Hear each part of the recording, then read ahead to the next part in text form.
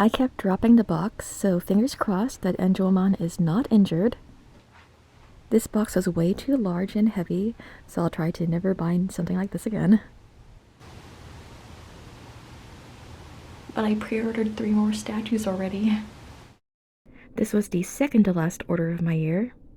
I got some shirts, clear files, even things to contain my pills. I have a shockingly high number of pre-orders over the course of 2024, so I might as well discuss them so I can reorganize my thoughts and know what I actually got.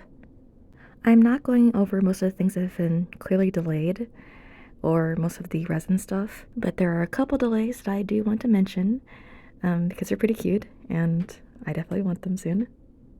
So January, we have Nezumi and Shion playing in the snow. It was supposed to come out in December, but what do you expect from winter figures? There's always going to be delays during this time period. Then we have this Inuyasha figure. It's also for December, but I guess the waiting is going to be that much longer. Then there's this figure based off of original artwork. It's called the Kasa wo Hiraite Subasa wo Choichite Mihane. I just like it because, fashion. Now February. I'm really starting to follow that Nundroid train. Next, there's this Spy Family set. I noticed later there was a version with Bond in it, but I'm so glad I have this because I like the main 3 characters there.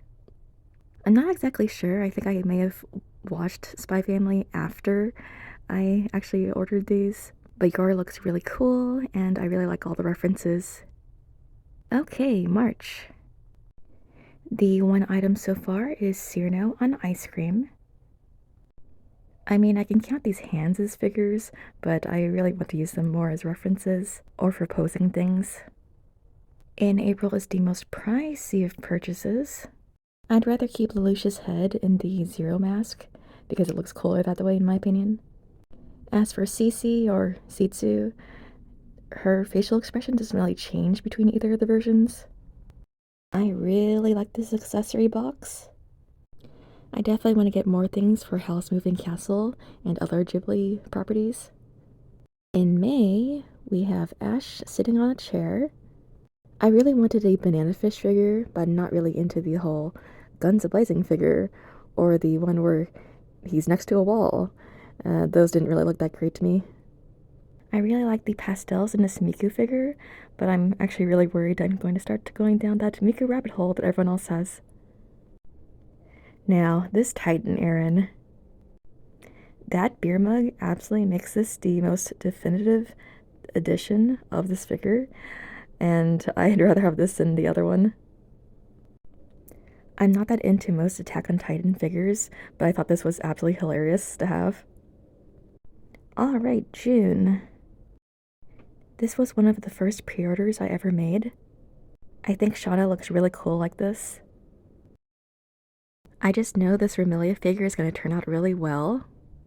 Everyone seemed to have praised the Flan figure, but I really didn't want that one because I felt like it was going to fall apart on me or break.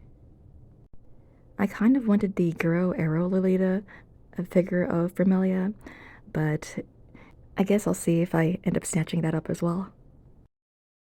It's a little surprising how much love the Macross Frontier figures have.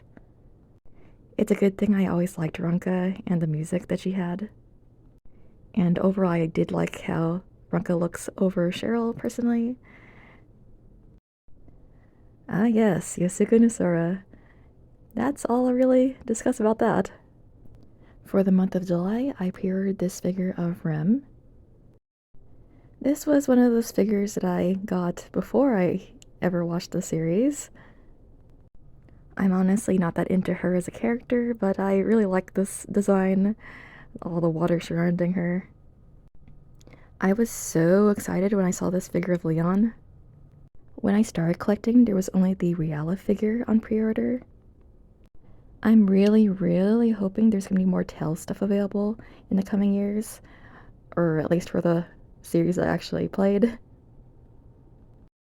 While I like the concept of this Ronka's eyes look a little wall-eyed to me, so I'm hoping that gets adjusted by the time it actually gets released. This Kamikaze Kaido Jean Nendroid was actually a pleasant surprise to see. It's definitely more based off of the animation art style. While I often listen to the OST for the anime, I really only read the manga. So the manga art style is more nostalgic for me, I guess. I have another wand to add to my collection. It was surprisingly cheap, in air quotes. I guess because it doesn't have any sound effects or anything like that. Onward to August is one figure of Miku. I couldn't really help it because I really like pandas. For the month of September is a supposedly gothic Lolita character. I don't see this style as anything other than sweet Lolita, but whatever. It's still very cute, and I very much instantly wanted it when I saw it. All the way out in October is one figure. That may as well be two figures, but I don't know how that's going to really work out in this. I have a feeling that I'm going to obtain more Freeman merch over time. I have a big ol' nothing in November and December. Let's see if that's going to remain the case by the time a year rolls around. And while I'm here, I might as well talk about the one item I have set for all the way out in 2025.